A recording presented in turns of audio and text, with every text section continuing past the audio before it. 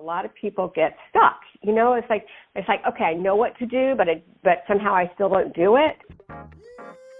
That's our special guest, author Jill Weisenberger, a certified diabetes care and education specialist, sharing what many people may be thinking who are newly diagnosed with prediabetes, associated with prediabetes like insulin resistance and insulin sensitivity, and provides great resources to help you turn around your diagnosis.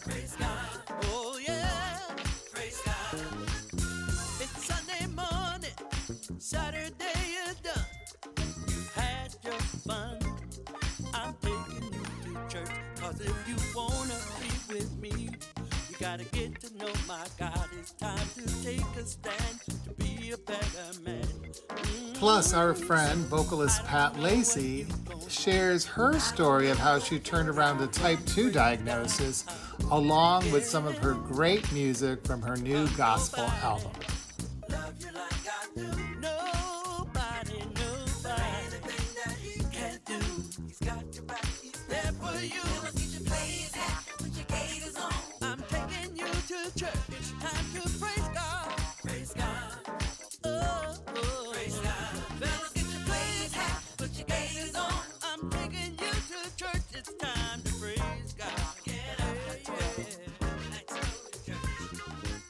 Jill, you've written a lot about prediabetes. What's the mindset you want someone who's just been diagnosed to have as they start to take on a prediabetes diagnosis? It is an opportunity to turn things around. I think of it as like an alarm bell. So you can find out that you have prediabetes, and you can do a couple of different things. One, you could say, okay, I hear that alarm bell, and I'm going to turn this ship around. And so you take action to prevent type 2 diabetes from occurring, at least delay it, hopefully reverse prediabetes completely. Or you could just ignore it and do nothing. And then next year and the year after, you're in the same situation or worse situation than you are now. So the good news is that it is an opportunity for you to make a change, and a change that is going to have very long-lasting effects that, you know, otherwise maybe you wouldn't have thought to do or had the motivation or impetus to do. But a lot of people who are getting a prediabetes diagnosis have probably tried to lose weight, lost weight, gained it back, tried to lose weight, gained it back. And so right now they're at a point where they just don't want to lose weight. And I know a lot of people immediately think prediabetes, losing weight. But prediabetes, like type 2 diabetes, is considered a lifestyle disease. And so when we're talking about lifestyle, there's more involved in that than just your diet. Specifically, you mentioned on your website activity levels and sleep patterns can factor into how you improve your insulin sensitivity. Can you explain that? Sure. So instead of thinking about diabetes and prediabetes as lifestyle diseases, I like to think of them as having lifestyle solutions. I think it's just a more positive and realistic way of looking at it. So I like to think, what are all the different lifestyle solutions? So first of all, let's just talk about the weight loss. Some people with prediabetes and diabetes don't have extra weight to lose, so it would be pointless to talk to them about weight loss anyway. And as you said, lots of people just are tired of struggling with weight loss, so their motivation isn't to lose weight anymore, it's just to get healthier, and that's terrific. But there is so much that we can do diet-wise and otherwise that has nothing to do with weight loss that can improve insulin sensitivity and reduce our chances of ever getting diabetes. So you mentioned sleep. Well, sleep is just one aspect. And what happens is when we are sleep deprived, it's like a physical assault, like having a broken leg or the flu. You know, it is still a physical stress, and it changes our hormones and the reactions, and it makes us less insulin sensitive.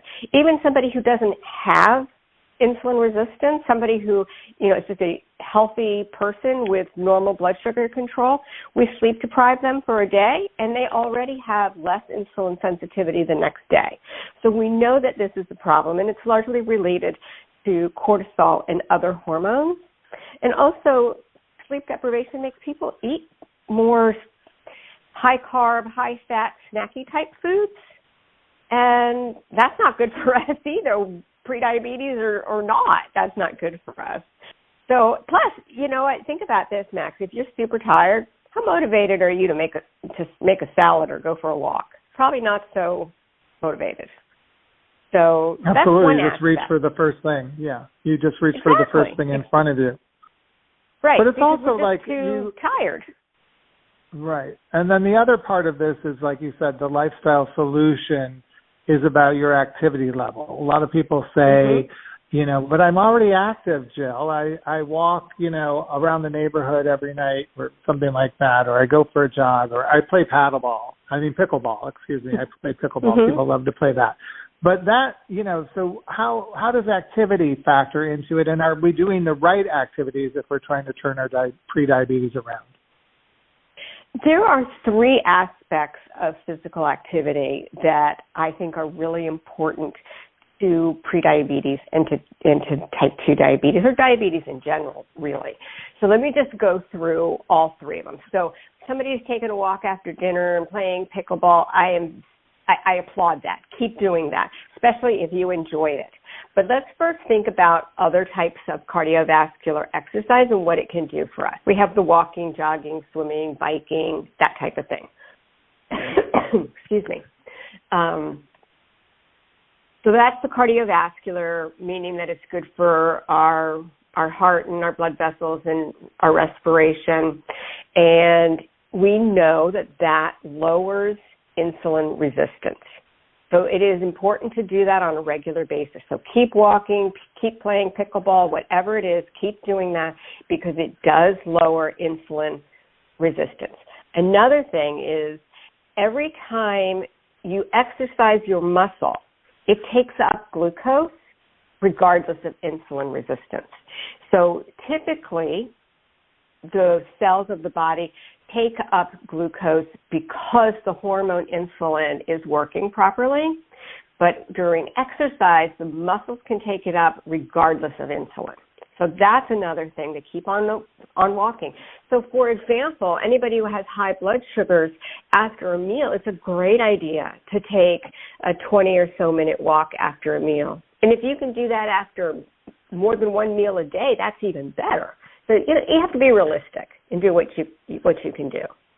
The second type of exercise that I think is really important is one that I get a lot of pushback on. For some reason, people do not want to do strength training, but it is so important for blood sugar control, and for a couple of reasons. One is that it also reduces insulin resistance, like the cardiovascular exercise does. So if you do cardiovascular exercise or you do resistance training like lifting weights or doing squats and push-ups, that type of thing, either one of those will improve your insulin sensitivity. But when you do both of them, it's additive. So it's better than one or the other. When you get both, you get double the benefit. Here's the other thing about this. After eating, whenever you or I eat something with carbohydrate, the carbohydrate in the food gets turned into blood sugar, and the place where it wants to go after eating is to the muscle. Well, if you have a teeny tiny muscle, you can only take up a teeny tiny bit of sugar from the blood. But if you have a bigger muscle, then you can take up more sugar from the blood. So I describe it this way. If I have a little bucket and a big bucket in my backyard during a rainstorm, the bigger bucket is going to just take up more water, more rain. So this is the same kind of thing if you have a muscle that has been shrinking over the years and decades as we get older, or a muscle that's not shrinking or possibly even getting bigger, you know which one is going to help you more with your blood sugar control. Does that make sense?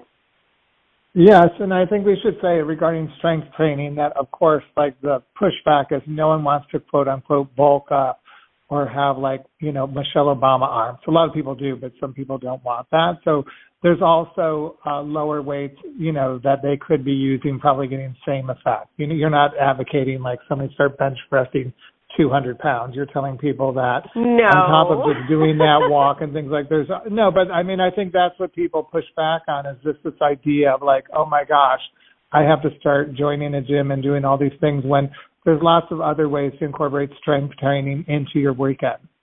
Yes.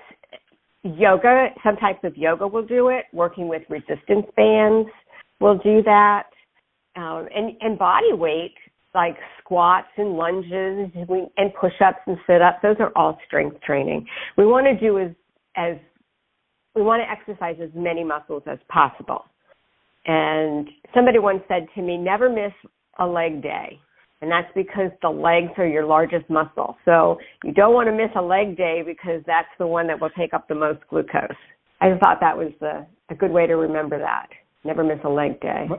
How important it is to keep your muscles Okay, strong. so those are two really important things that you brought up, aside from just thinking about diet. And when we talk about diet, we're talking about what most people think about reducing calories, not a meal plan, if you're trying to do a pre-diabetes turnaround. So one is like the sleep is really important, like you're saying, making sure you're getting enough hours of sleep every night. The second one is I think you're advocating for mixing up your workout routines, whether if you're walking and jogging or playing paddleball, add in some strength training or vice versa. If you do aquafit, try to add something else in. And also, like you just said, taking a walk after you eat a meal. So even if you're walking 5 to 10 minutes or moving your body in some way, that's great. And I know the last thing you would say regarding pre-diabetes turnaround that doesn't deal specifically with going on a quote-unquote diet is how active is your life in general, right? Everyone during the pandemic was sitting down. We tend to stay seated, especially after 50. You know, you just sit by your desk and you work all day. So what is that about? Like, is a sedentary lifestyle helping me with the pre-diabetes, or is it something I have to be aware of in order to turn it around? Well, you know, the American Diabetes Association recommends that we break up long periods of sedentary behavior with 3 minutes of light activity every half hour. So that means, you know, if you're sitting at your desk for a couple of hours in the morning and again in a couple hours in the afternoon, and maybe watching some TV in the evening or crafting or something like that, we're doing a lot of sitting all day long. So even the strength training and the walking and the jogging, I mean, those are fabulous for us, but without moving our bodies throughout the day, we are still causing ourselves some harm. So that's why the ADA has that recommendation. And you can think about it in any number of ways. So I've had people who decide, you know, they're working and they'll just stand up every time the phone rings. So it's not like they're setting their watch for every 30 minutes, but they have some regular routine that tells them get up. When I have one lady, every time she took a sip of water or a sip of tea, she would stand up and just walk around her office. You know, some people will take a couple of minutes of stretching or walking in between book chapters or during TV commercials. There's all kinds of things that we can do. And, I mean, certainly some people do set their timers for every 30 or 60 minutes to get up and do something. And, you know, my Apple Watch tells me at 10 to the hour, every hour, if I haven't had enough steps in the previous 50 minutes. So there are other things that you can do, but just try to be creative and pick a few little triggers, like when the phone rings, I'm going to walk down the hall. Things that you just don't pick up on too much do add up and make a big difference over time. But in a sense, Max, that's a good thing, because that means that we can pick a bunch of tiny little things and work on them, and over time, they make a big difference. So I'll just give you an example. One time, I had a job at a research clinic, and I worked on the 3rd floor. But I never once took the elevator, not once. So think about how many steps I got. So that's the kind of thing that I want people to do, is start to pick a bunch of these little things that will add up. But you're absolutely right. We don't realize that, okay, so maybe we're still exercising formally exercising, going for a run or playing tennis or something like that. But aren't we also still sitting at our desks more or sitting in the car more?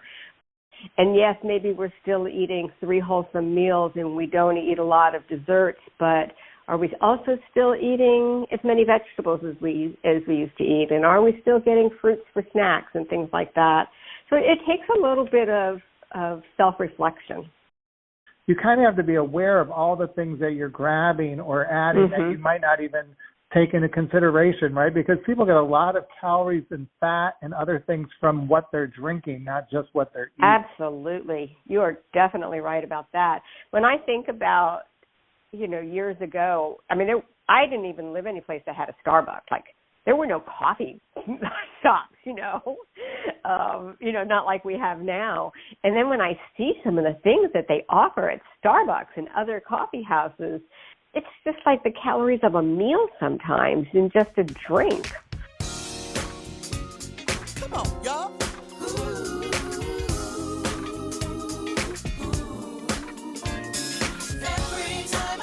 Every time I think, I get emotional. When I think about Jesus, I get so emotional. I get emotional, yeah. After talking about the shocking amount of fat and calories and added sugar in our favorite coffee drinks, I asked Jill to clarify some of the confusing terms related to prediabetes and type 2 diabetes, starting with insulin resistance. So if you have insulin resistance, that just means that some cells in your body are resistant to insulin, or they are slow to pay attention to what insulin's asking it to do. So insulin is a hormone that has many, many roles in the body, but the one that we're really referring to when we talk about blood sugar control is that it's insulin's job to usher sugar out of the blood and into the cells. And so if the cells are insulin resistant, that means that it's not the insulin isn't properly working, and it's not ushering the glucose at the right rate out of the glucose or sugar, same thing, out of the blood and into the cell. And the opposite of insulin resistance is insulin sensitivity. So we talk about, your body is very sensitive to insulin. Your body isn't very resistant. Where your body is very insulin resistant, you don't have a lot of insulin sensitivity. They're just the opposite terms.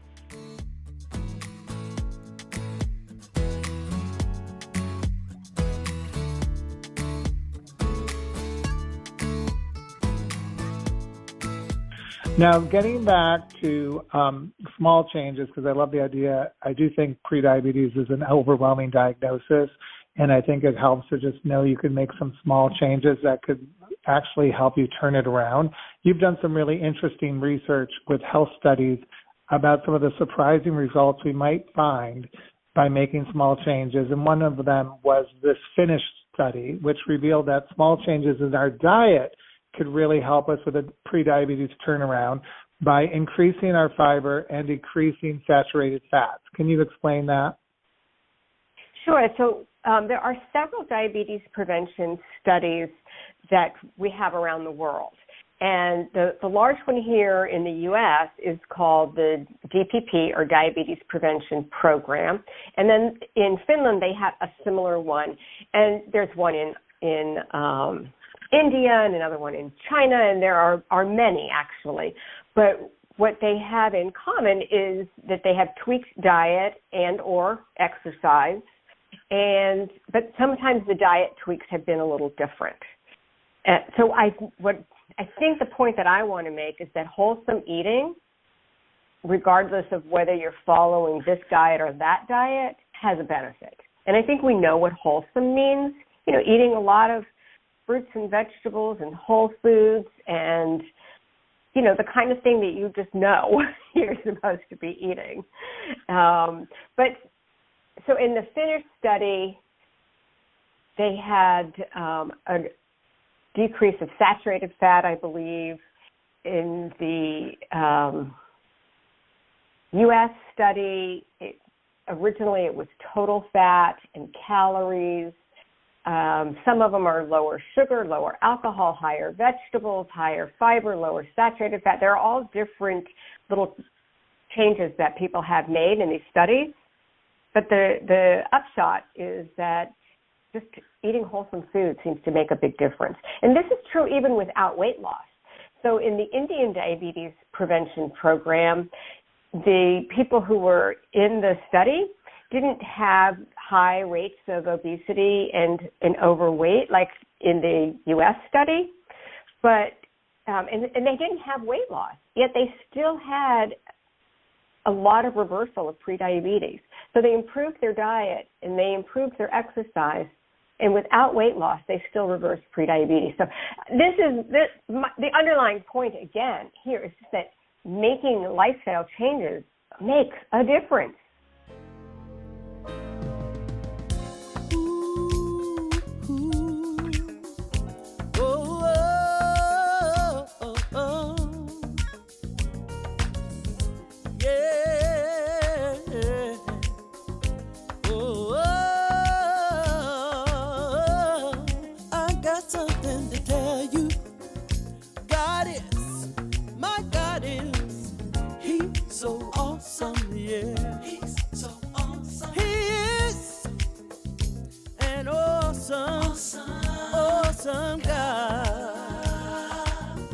You have some great ideas and tips for people out there who might be willing to try right now, feeling motivated and want to start taking small steps to improve a prediabetes diagnosis and turn it around. So one of your first tips is change your food environment.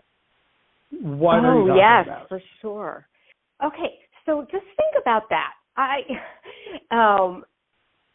If I have chocolate in my house, I'm more likely to eat chocolate than if I don't have chocolate in my house, right? So that's just like an obvious way of helping to understand this picture. So if we make our food environment such that it's conducive to healthy eating, it just makes healthy eating easier. And that's the point. I always say make easy your best friend or make easy your BFF. So how can you do that? Well, for one thing, don't leave snack food all over the kitchen counter. And, if you really have a hard time limiting your ice cream, don't buy ice cream in big cartons. Either buy it in like small cups or ice cream sandwiches or individual cones, something like that, or just go out for ice cream so you limit your amount that way. So that's what I mean by food environment. So how can we use it to limit the unhealthy stuff? And I don't mean omit it completely, but just limit the less healthy stuff and have an abundance of healthy things. So here's another one, Max. If you're making lunch, and making lunch is like a big deal, like to pack your lunch for work, and it's just like a big hassle, well, change your environment to make it easier. If you're doing sandwiches and things like that, can you put all your sandwich fixings in one like Rubbermaid or Tupperware container? So you pull out one container and it's got the cheese and the meat and the mustard and the mayonnaise and whatever. So that's a way of changing your environment to make it easier. Or you could even say, I don't even want to go to the trouble of making a sandwich, and then you just buy things that you can, I call it like a modular lunch. It could be like an adult version of a Lunchable where you just have various things that you toss into a lunch bag. Maybe it's a little thing of cottage cheese or yogurt or a cheese stick, a hard-boiled egg, a little package of seasoned ready-to-eat tuna, some different vegetables, a little thing of hummus, something like that. So just make things as easy as possible. I love that. All right, and then your second tip is limit your menu options, which might sound restrictive. So what do you mean by that, by limiting our menu options? Yeah, so I'll tell you an example of how this works really well for somebody, and I think it's just such a good description. I had a patient one time with type 2 diabetes, and the first time she came in to see me, she was like, I'm going to lose 80 pounds by the end of the year, and I'm never going to do this, and I'm never going to do that, and I'm always going to do da-da-da-da-da-da-da-da. That is just like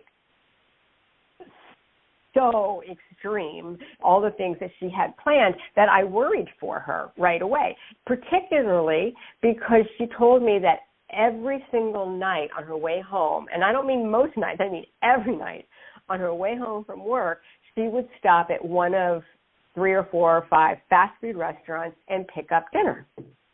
Well, she really did struggle with making all these changes.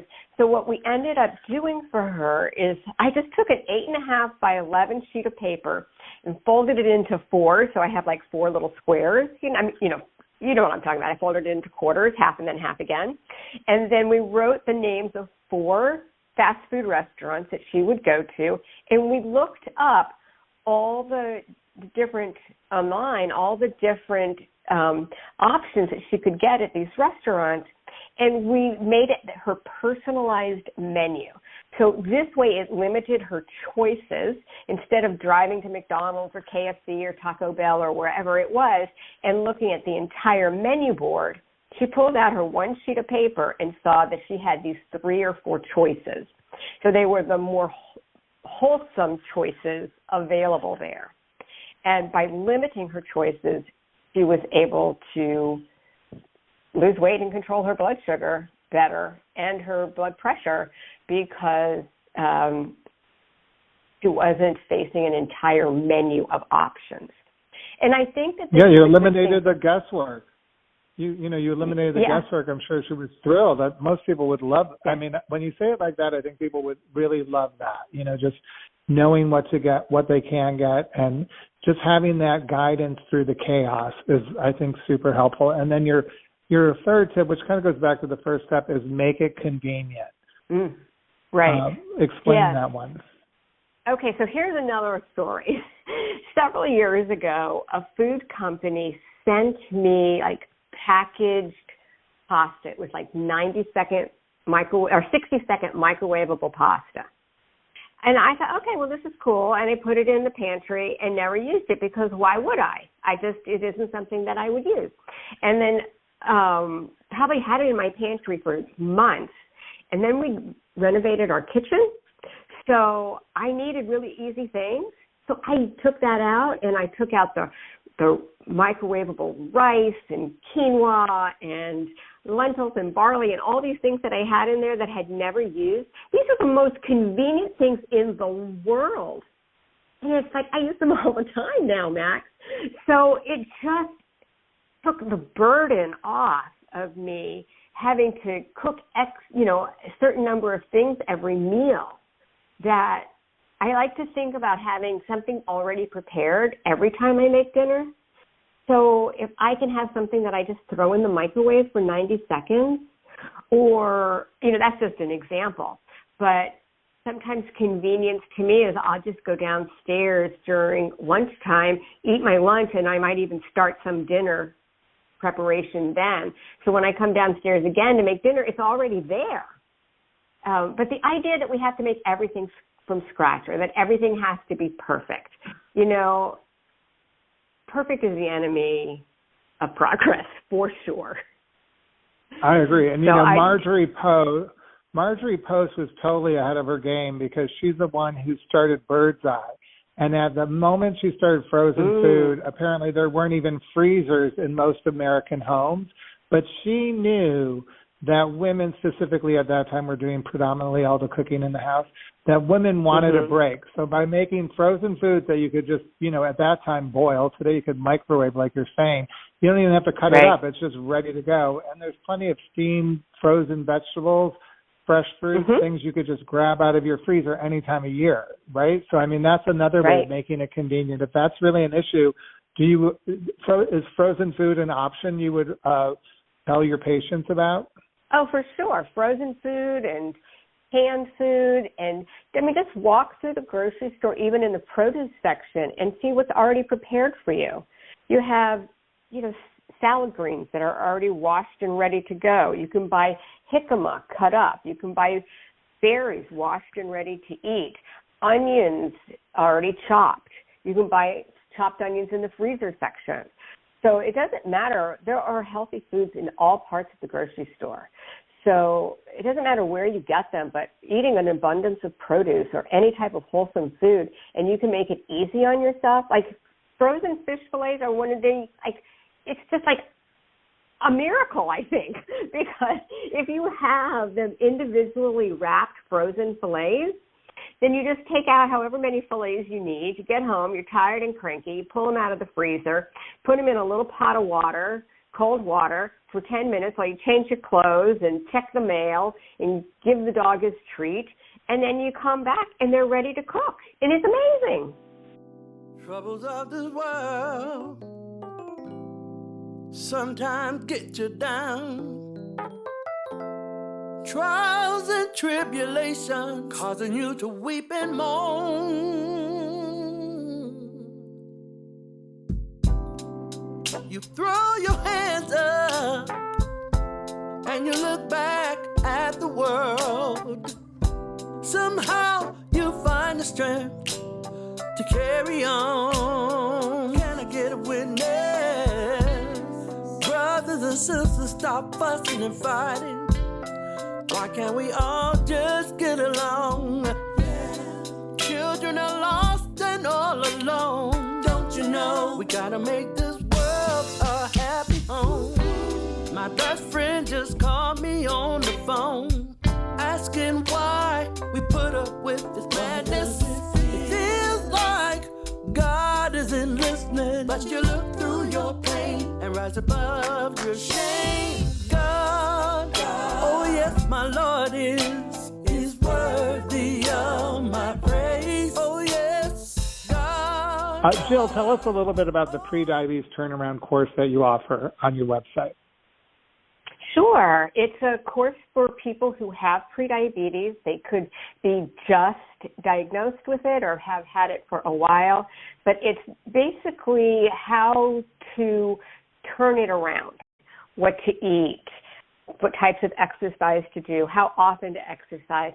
And woven throughout are lessons and strategies about making behavior change and building habits and boosting motivation. So it's got that whole array of things that are important to somebody with prediabetes.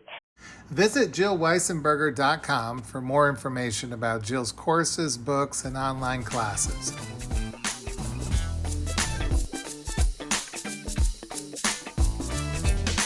Walking around acting like you don't know his name.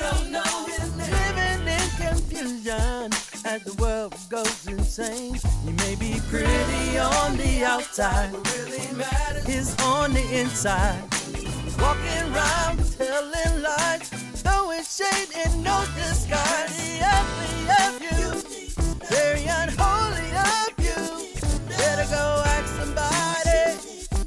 If it wasn't for God, there would be no you. The ugly of you. Coming up, we're going to go inside a type 2 diabetes diagnosis and find out how vocalist Pat Lacy turned her attitude and diabetes health around.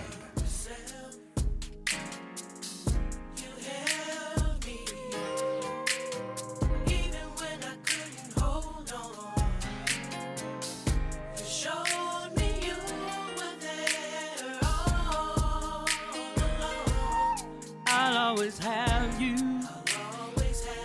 when there's no one else. Because you saved me. You did what no one would ever do. You died for me and gave your life for me.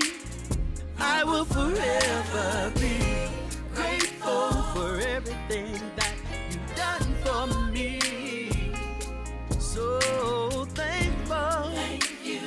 Thank you for loving me.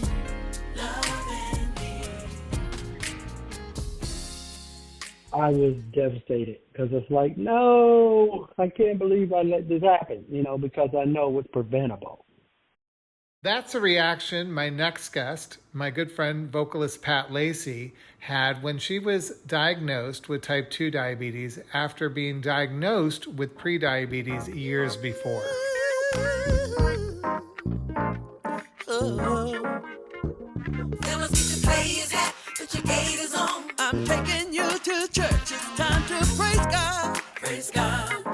Oh, praise God. Fellas, get your players hat, put your gators on. I'm taking you to church. It's time to praise God. Praise God. Oh yeah. Praise God.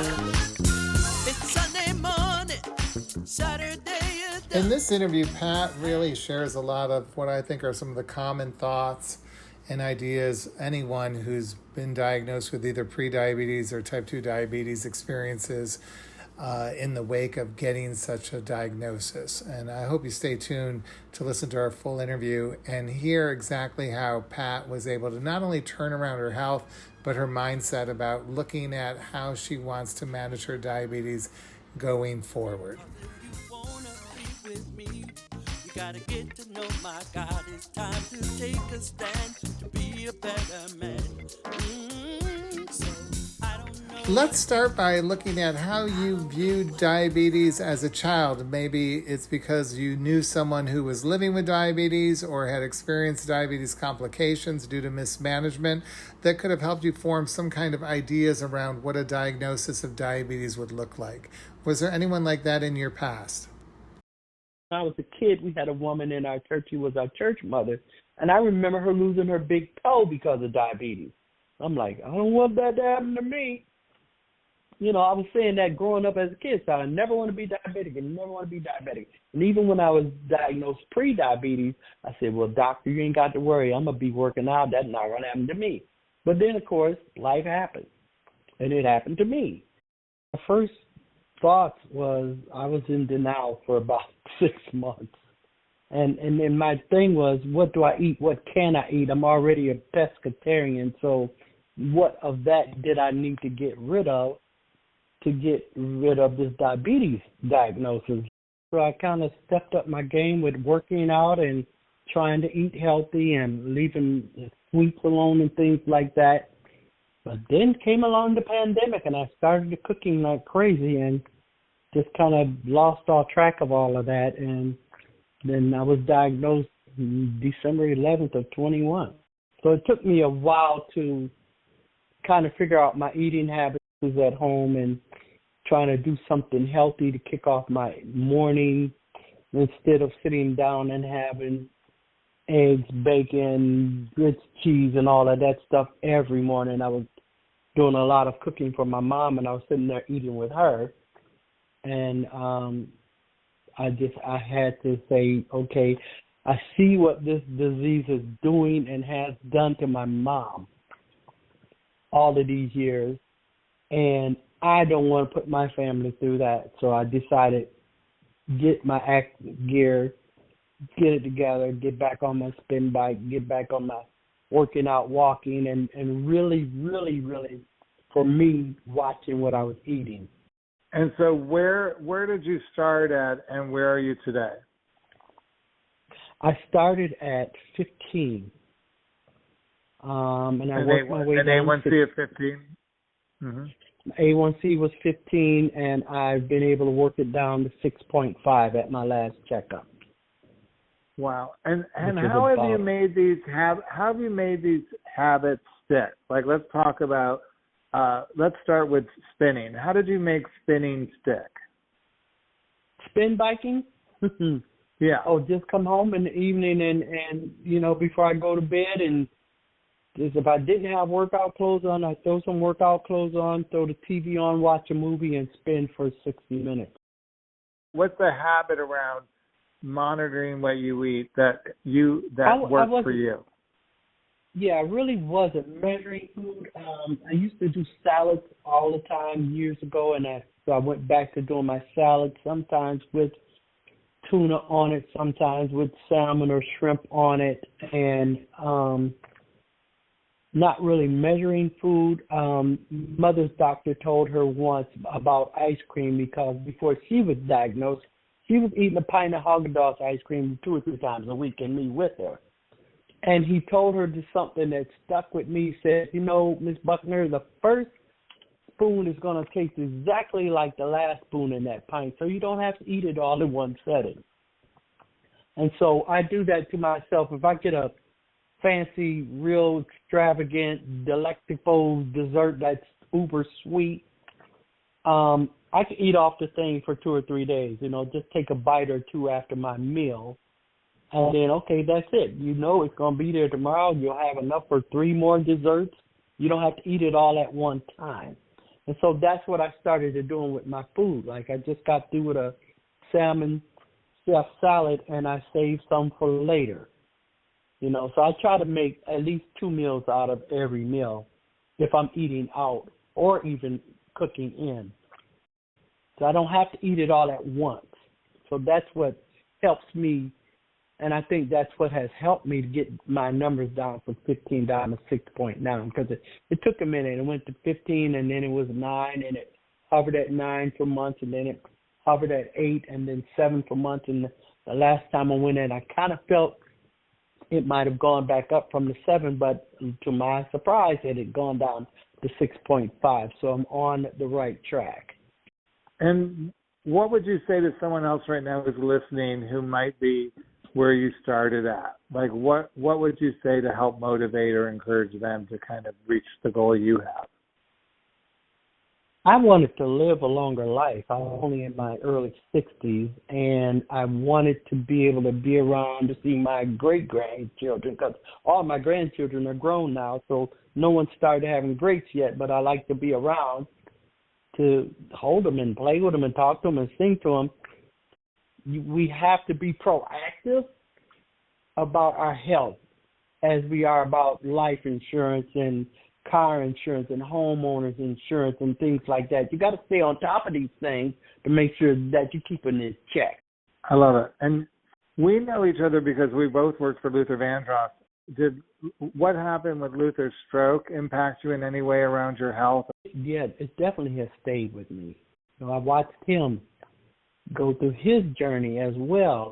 I don't want to be at the pinnacle of my life and have something so devastating happen that will take you away from your love, which for both of us was music. But I've taken a hold of the reins and reeled that thing back in, like, okay, you control it, it doesn't need to control you. So that's where I'm at.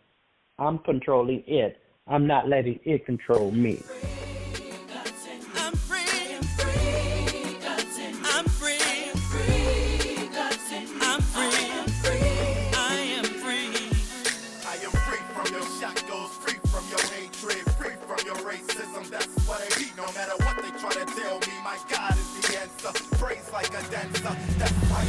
Shackles off my feet gave me strength that I might see the river Jordan at the end of this journey. I've been led out of the desert, walked through the Red Sea. 1,000 years whips on my back, my blood on the sand and on the cotton fields. We've been playing your music this entire podcast. Tell us what inspired you to come up with this album. It's a gospel album with eclectic music styles, which is something I've always desired to do. And your album really is a testament to your love of church. Church has always been a part of my life. I was born and raised in the church, and thankfully I've had the opportunity to work with Luther Vandross and Sounds of Blackness, so I've gotten to see other parts of life as well. But I'm always drawn back to the church because it's kind of funny when there's trouble going on in the world. Everybody wants to pray, but no, it seems like, well, shouldn't we be praying all the time? For me, that's what church is. Always keep a prayer in my heart, no matter where I'm at, what I'm doing, where I'm going. That's kind of what church really means to me, is trying to help each other get along to the next spot in their life. We've been listening to your voice. You have such a soulful, beautiful voice. Tell us a little bit about your journey of just becoming comfortable with a deeper tone voice than most women. In my family, we were all singers. My mother and father both were singers. My mother did it professionally. My father was a pastor, so he would sing from the pulpit just to get the congregation going every now and then. But my mother did it professionally, and she had a contralto voice just like I have. But as a kid, I wasn't comfortable with my voice because it was so low. I sounded like the guys in the neighborhood. Hey, Patty, hi, that was me, and I never had that high-pitched or even that medium-pitched girl speaking voice. Tell us how Luther helped you realize how wonderful and unique your voice is. When Luther heard me, Sounds of Blackness had just finished the tour with him, and we were selected to do the finale song on the Essence Award show. Now, he didn't come to that show, but he saw it on TV. And when he needed to replace a vocalist, Paulette McWilliams, he remembered my voice from singing the lead on Taking It to the Streets. And then when Luther came back through Minnesota for his next tour, he came up to me 2 or 3 times at the meet and greet that night and said, "Pat, you're bad." I'm like, okay, bad as in good. He's like, yes. And then he walked away and he went and meet and greeted some more people, and he came back again and said something else. And by the 3rd time he came up to me and said, "Look, Luther, I'm a good kept secret. I have a passport and we'll travel." So I get this call and there I am. I'm part of the group. And I'm like, that's when I felt even more in love with my contralto voice, because I'm thinking to myself, oh, don't nobody want to hear nobody with no voice low like mine. I'm just going to stand in the back of the choir like I did with the church choirs and the school choirs.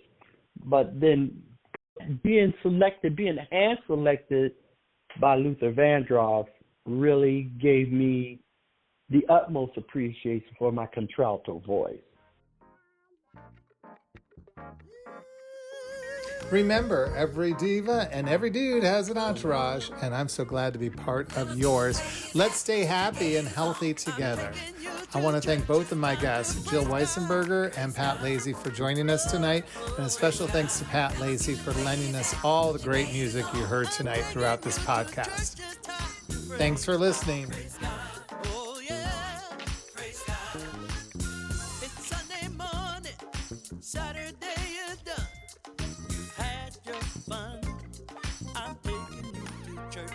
If you wanna be with me, you gotta get to know my God. It's time to take a stand to be a better man. So I don't know what you gonna do. I don't know what you gonna do. Praise God, yeah. 'Cause nobody love you like I do. Nobody. Anything that he can't do, he's got your back. He's there for you. I'm taking you to church. It's time to praise God. Praise God. Oh, praise God. Fellas, get your praise hat, put your gaiters on. I'm taking you to church. It's time to praise God. Get up, yeah. Let's go to church. You ain't gotta be a star.